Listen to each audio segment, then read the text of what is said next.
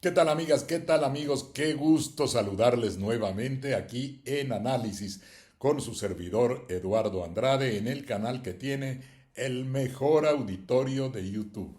Hoy quiero responder a un cuestionamiento que se me había quedado pendiente de Heriberto Martínez. Muchas gracias por el envío de su comentario y me pedía que ampliara yo la cuestión relativa a cómo la ideología de las personas no tiene por qué modificar su conducta cuando se ejerce un cargo público. Y creo que tiene toda la razón.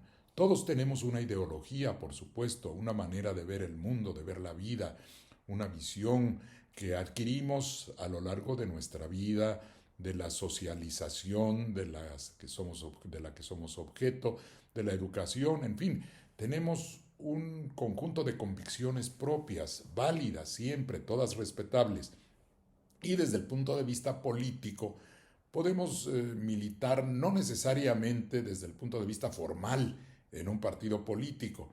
Me refiero a que podemos afiliarnos a algún conjunto de ideas, no organizaciones, que pueden vincularse más a lo que se ha denominado izquierda o derecha.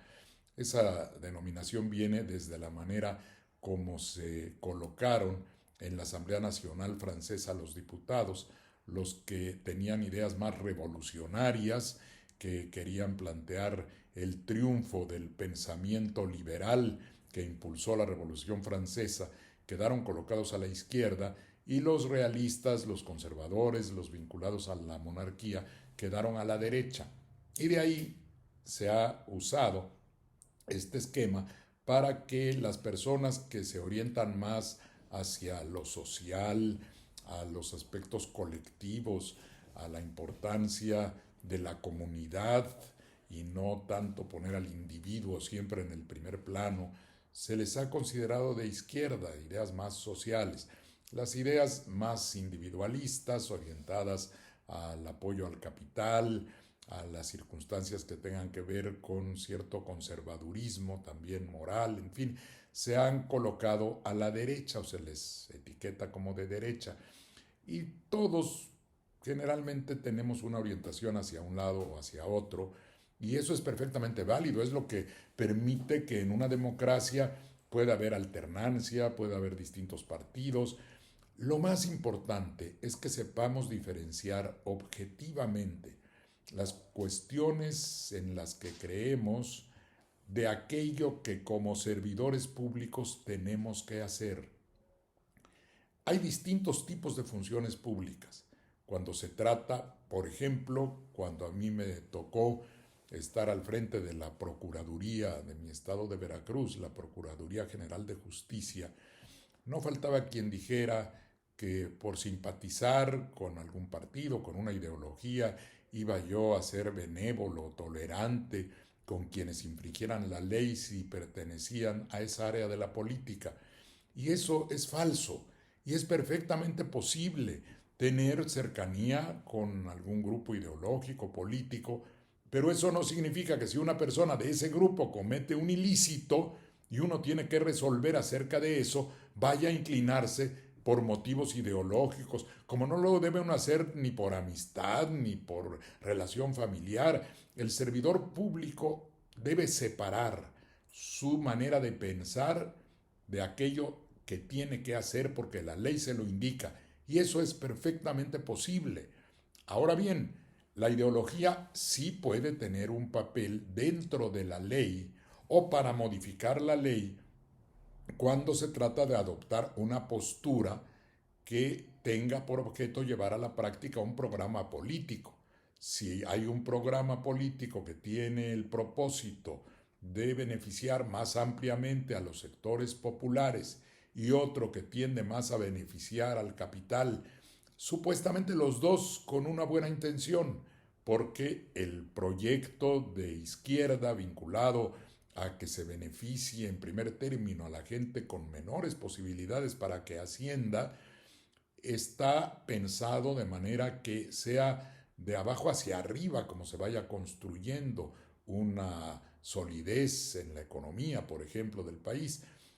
Desde la derecha se ha pensado que esta idea que si arriba los capitalistas tienen buenos ingresos, eso será útil, si no se les grava con muchos impuestos, entonces van a derramar la posibilidad de que esa riqueza que se les concentra se distribuya en la sociedad.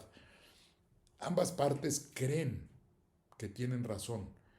Yo pienso que lo razonable es considerar que si se construye desde la base una economía próspera, esa ideología aplicada a los programas de gobierno sí tiene un papel, sí tiene una razón de ser, como los derechistas aplicaron su política en un momento determinado con la idea de que eso, según ellos, iba a beneficiar a la sociedad.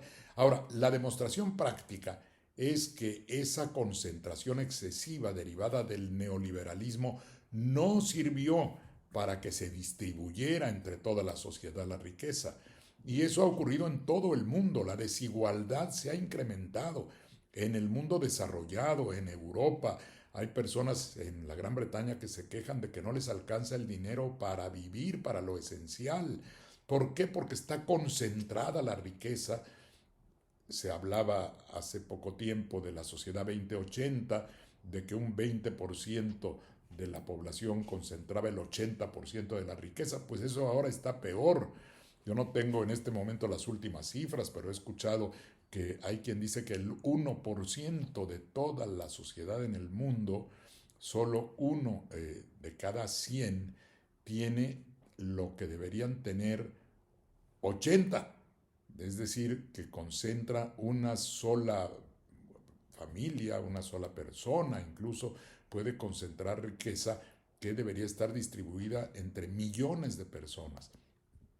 Entonces, la política dirigida a una mejor distribución de la riqueza se orienta, sí, por una ideología de izquierda, y es lógico que los servidores públicos busquen llevar a la práctica esa ideología, canalizándola, por supuesto, a través de mecanismos y procedimientos legales y constitucionales. Eso es lo que distingue, pues, algún aspecto ideológico del otro. La ideología no debe pesar en las decisiones que tienen que ser imparciales y objetivas. La ideología juega un papel en el desarrollo de políticas públicas y de proyectos legislativos, constitucionales, económicos, sociales, que tiendan a buscar los valores que identifican a cada ideología. Incluso hoy nada menos escuchaba yo a la presidenta de la República, la doctora Claudia Sheinbaum, en una excelente defensa de estos propósitos de distribución de la riqueza que se justifican plenamente desde el punto de vista económico. Hay teorías como la de Keynes que muestran la necesidad de que haya una distribución importante de recursos en la sociedad para activar la economía. Decía la presidenta, creo que con toda razón, y esto lo he dicho yo, no ahora porque lo diga la presidenta de la República, quien lea mi teoría general del Estado publicada en 1983, verá que siempre he pensado lo mismo, que las ideas económicas de Keynes siempre me parecieron mucho mejores que las de Milton Friedman, el economista de la Escuela de Chicago, que fue un impulsor en mala hora del neoliberalismo. El caso de las becas, de los recursos, de los apoyos, de los programas sociales que permiten la distribución de dinero entre familias que necesitan este recurso y que es tan criticada desde la derecha. Muchas veces escucharán personas que dicen, ¡qué barbaridad! Eso de regalar el dinero no sirve para nada, eso no está bien, es un desperdicio, que la gente trabaje y se gane el dinero porque si no estamos incentivando la flojera. Ese es el pensamiento de derecha. Un pensamiento de izquierda con base económica importante es el siguiente: si ponemos en manos de la persona que lo necesita, de la gente que no es que sea floja, que trabaja todo el día, hay personas que se matan trabajando materialmente en tareas muy pesadas, muy duras, y reciben una remuneración que apenas si es suficiente para salir adelante. Por eso qué bueno que aumenta el salario mínimo, esa es una buena política, aumentar el salario mínimo, y qué bueno que los empresarios están de acuerdo en que eso es benéfico. 12% de incremento por encima de la inflación, no como antes, que ni la inflación se les permitía recuperar a los trabajadores. Todo esto, incrementar el salario mínimo, el apoyar con becas, con apoyos sociales, con programas que lleven dinero hasta el bolsillo de la persona, que sí ha trabajado, que no es floja, que o no ha encontrado un trabajo suficiente todavía. Por fortuna también en eso vamos muy bien y el índice de desempleo está muy bajo. Pero ¿cuál es el efecto económico de esa entrega de recursos? Lo decía la presidenta, impulsa la economía. La persona que recibe una beca, un apoyo social, una madre soltera que tiene recursos adicionales, no los va a guardar debajo del colchón, apenas si le va a alcanzar para ir a comprar algo más. Ese dinero va a circular en la economía. Keynes llegó a decir en algún momento, cuando la gran crisis económica de los Estados Unidos, en 29 y poco después, que si era necesario, se pusiera a trabajadores a abrir agujeros en la tierra y a otros a llenarlos. Un trabajo que desde cualquier punto de vista uno diría es improductivo, ¿de qué sirve? Pues que a unos y a otros se les va a pagar un salario.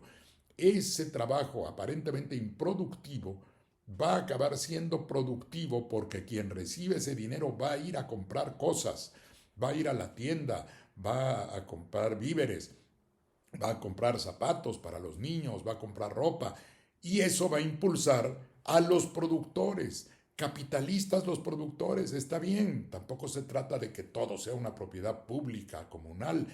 Esos que invirtieron su capital y que están produciendo ropa, pues van a tener un ingreso con lo que gasta la persona que fue a comprarla. A su vez, este industrial va a poder mantener los empleos de los que están trabajando para él y va a lo mejor a contratar a más personas y se vuelve un círculo virtuoso. El dinero que originalmente parecía un regalo improductivo se convierte en un insumo, en un alimento, en un combustible para la economía.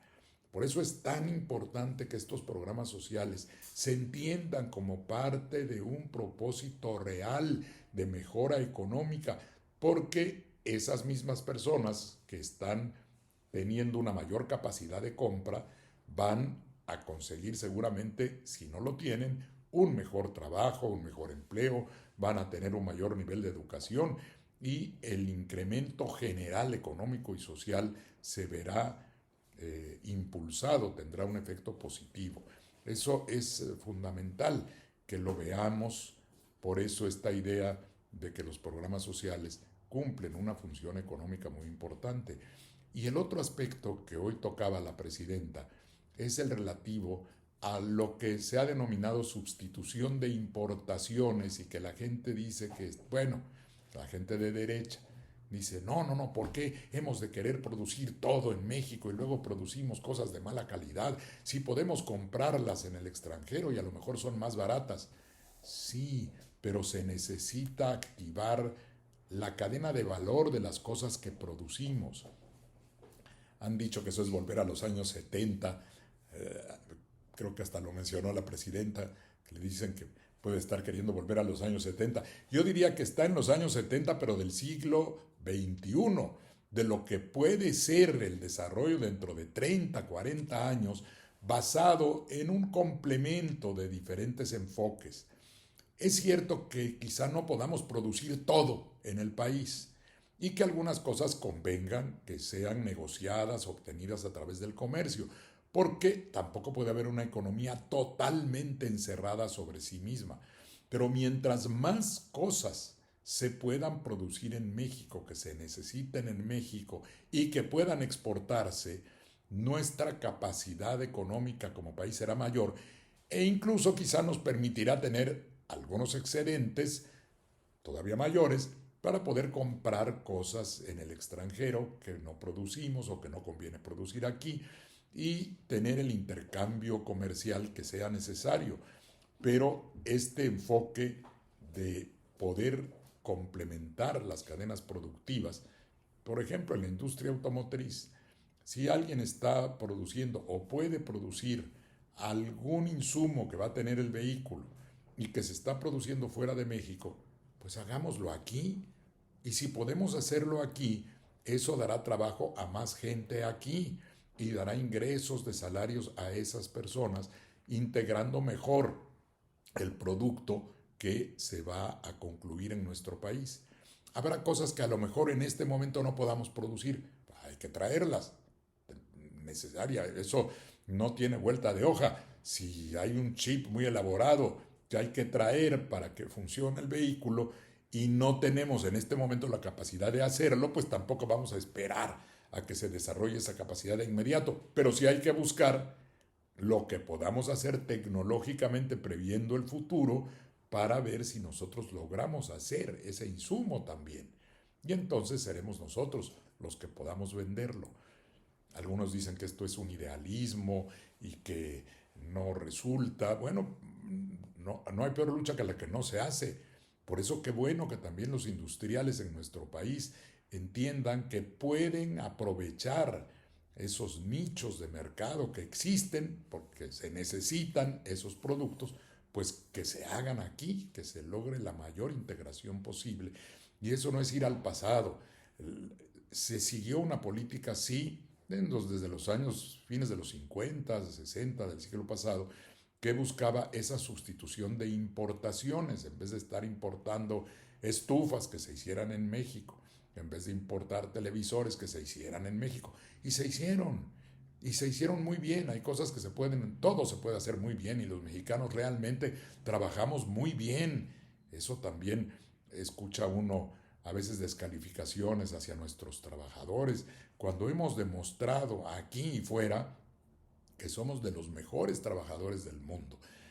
De manera que esa política que se está siguiendo, orientada ideológicamente a la izquierda, sí, con un gobierno que por supuesto gobierna para todos, aplica unas políticas de izquierda, pero eso no quiere decir que se cierre la puerta al pensamiento de derecha que se puede seguir manifestando, o que haya también quienes del sector de la derecha piensan que se debe impulsar más a la industria y al capital. ¡Qué bueno!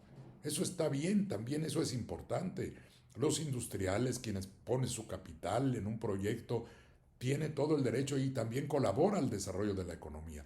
Pero eso se complementa con una política de izquierda que va orientada a elevar la capacidad de compra de las grandes mayorías del país. Y si las grandes mayorías del país tienen más capacidad de compra, los industriales capitalistas podrán tener mayores ingresos y también podrán crear mayor cantidad de empleos. Así creo que se puede resolver el problema aparente entre la ideología y el servicio público. Muchísimas gracias por su atención. Hasta la próxima.